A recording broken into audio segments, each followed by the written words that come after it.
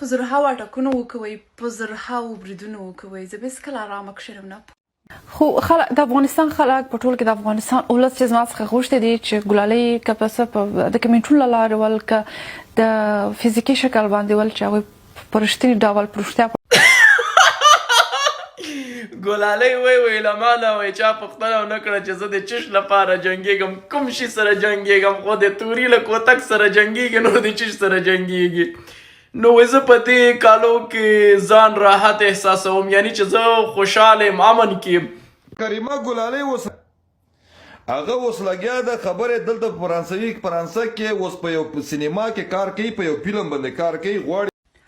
په زرهاوو اټکونه وکوئ، په زرهاوو بریدونه وکوئ، زه به هېڅکله ارامه کښېنم نه. ګلالۍ کریمي چې له دې مخکې وی د افغانستان په شمشاد تلویزیون کې خپرونې کولې، اوس یې تازه یوه مرکه راغلې ده چې په هغې کې یې ډېرې داسې خبرې کړي دي چې تاسو به یې هم په اورېدو باندې ډېر مایوس او خفه شئ. کله چې دا په افغانستان کې وه په دودیز اسلامي لباس کې به په تلویزیون کې کار کوو، خو اوس چې اروپا ته تللې ده د هغې ژوند په بشپړ ډول بدل شوی دی. هغه وایي زه په افغانستان کې خوشحاله نه وم ځکه هلته ماته بشپړه ازادي نه وه او په کابل کې راته ژوند له دوزخه کم نه و. ګلالۍ کریمي وایي چې کله مې په اروپا کې خپل لباس بدل کړ نو ډیرو خلکو په ټولنیزو رسنیو نیوکې پیل کړې. ځینو خلکو راته پیغامونه واستول او ځینو حتی مخامخ راته وویل چې دا لباس زموږ د کلتور خلاف دی، دا د افغان یا پښتون دود نه دی. خو ګلالۍ کریمي ویل چې له ما هیڅ چا هم ونه پوښتل چې زه اخر څه غواړم او د څه لپاره مبارزه کوم. د هغې په وینا دا یوازې د لباس خبره نه ده بلکې د هغې د شخصي ازادي او انتخاب حق دی. هغه وایي دا هغه ازادي ده چې ما د ماشومتوب راهیسې ورته مبارزه کړې ده او بالاخره مې دلته د اروپا په فرانسې هیواد کې ترلاسه کړه. خو دا موضوع یوازې یو اړخ نه لري. په افغانستان کې ټولنه یو اسلامي او دودیز جوړښت لري چیرته چې کلتوري او مذهبي ارزښتونه ډیر مهم ګڼل کیږي. هغه وایي چې ځینې خلک باور لري چې دا ډول بدلونونه د ټولنې له اصولو سره ټکر لري، خو بل لوري ته ځینې بیا وایي چې هر انسان باید د خپل ژوند د انتخاب حق ولري. قدرمن دوستانو، ګلالۍ کریمي چې د افغانستان د شمشاد تلویزیون له لارې یې ګڼ شمېر خپرونې کړي دي او کله چې دا په افغانستان کې وه نو ښه په دودیز او اسلامي لباس کې وګرځېده، خو کله چې دا اروپا ته ولاړه نو هلته یې هر څه بدل کړل. د غرب لباس یې واغوستل او د هغوی کلتور یې خپل کړ. د ګلالۍ کریمي نه بغیر نور افغانان هم اروپا او امریکا ته ولاړل. همیشه یې خپل دود، کلتور او اسلام ساتلی دی. قدرمن دوستانو، آیا ازادي باید د ټولنې او اسلام له اصولو سره محدوده وي او که هر انسان باید د خپل ژوند پوره واک ولري؟ په دې اړه ستاسو نظر څه دی؟ خپل نظر مو راسره په کمنټ کې خامخا شریک کړئ او د نورو داسې تازه او معلوماتي ویډیوګانو دپاره پښتون ټایم یوټیوب چینل همدا اوس سبسکرایب کړئ. خو خلک د افغانستان خلک په ټول کې د افغانستان ولس چې زما څخه غوښتي دي چې ګلالۍ که په څه په د کمنټونو له لارې ول که د فزیکي شکل باندې ول چې هغوی په رښتیني ډول په رښتیا په ډول زه لیدلې وم په لایف ډول، همدا یې ماته ویل دي چې ګلالۍ لباسونو ته متوجه اوسه، ته یوه افغانه یې، ته یوه پښتنه یې، ته د افغانستان یې، باید دا شیان په نظر کې ونیسي. هغوی هېڅکله داسې پوښتنه زما څخه نه ده کړې چې زه څه غواړم، زما هدف څه دی او د څه لپاره زه جنګېږم. کوم لباس چې اوس خلک یې ګوري، کوم لباس چې ما اوس اغوستی دی، په دې سره زه راحته یم، په دې کې زه د ازادۍ احساس کوم. دا هغه څه دی چې ما له کوچنیوالي غوښتل، د کوچنیوالي زما فکر همدې ته جوړ و، همدا زما شخصیت و له کوچنیوالي چې همدا ما غوښتل. ولې د ټولنې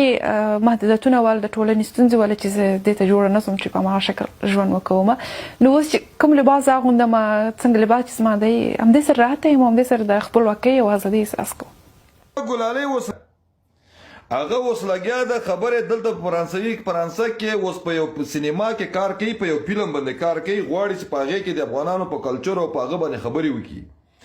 خبرې نیکر یې ایستلی، په دې کې که سیکس پارټ راځي، که لاندې باندې راځي، صرف دې ویډیو ته انتظار وکړي. دا سر یې نه ګورې هر وخت اتو کړی، کله یې داسې سر جوړ کړی د فرانسویانو سټایلو کې، کله داسې.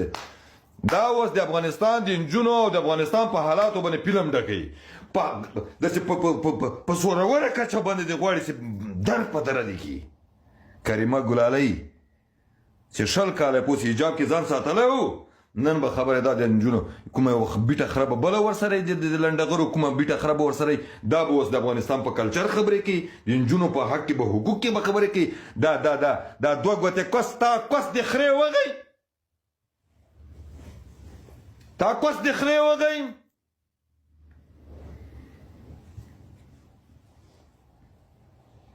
تا کوس د خرې وغی نه لرې تا هغه پلار په غین ناس ورکم چې کوم پلار نه ته پیدا سوې یا تا هغه مور وغی کریمې چې کوم کوس نه ته راوتلې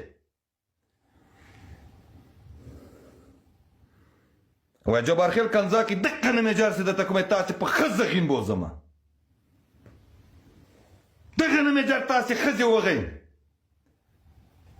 قیامت د اسمان به راولېږي کړنګ راوبولېږي زه پوهېږم د ما جواب پوهېږي د خدای په حضور کې زه پوهېږم د ما جواب پوهېږي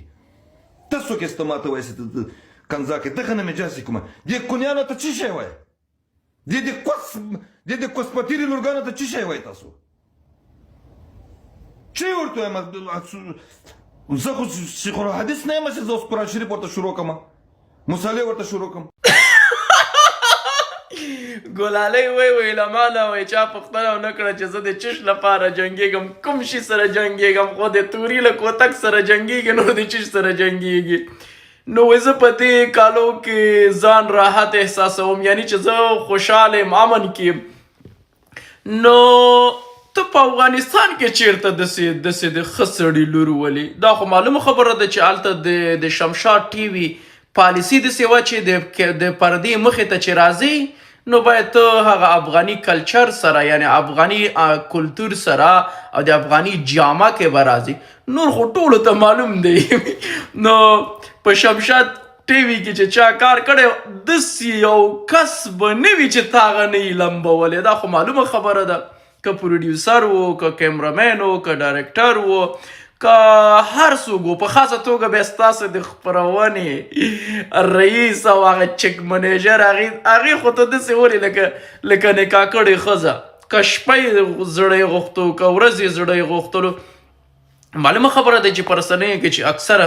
نجونې چې دي هغه روغې نه دي خو تا بیخي دا کوس داسې ورته داسې دې په دې لاس کې نیولی او ته داسې ولې ته افغانستان کې هم ښه ریکارډ لري کله به د یو قمندان کله به د شپه وه او کله به د پارلمان وکیل سره شپه وه ته خو په افغانستان کې هم ډېر ښه ریکارډ لرې ته خو هلته به افغاني کوتکو سره ډېر جنګېدلې اوس دلته راغلې د توریانو له کوتک سره جنګېږي نو که ته کوس وښایې که کوس ورکې نو که څه وکې که ونه کړې که کوس نه ورکې او که کونه ورکې افغانان په تا باندې نه شرمېږي نه کوم غوسه ورته راځي دا خپله فکر وکړه چې راغلی په دې 5 کالو کې فرانسه کې د څومره توریانو ته د کوس او کونه ورکړله آیا د طالبانو حکومت ته کوم زیان ورسېده یا افغان ولس ته کوم ستا تاوان یا فایده دې ورسېدله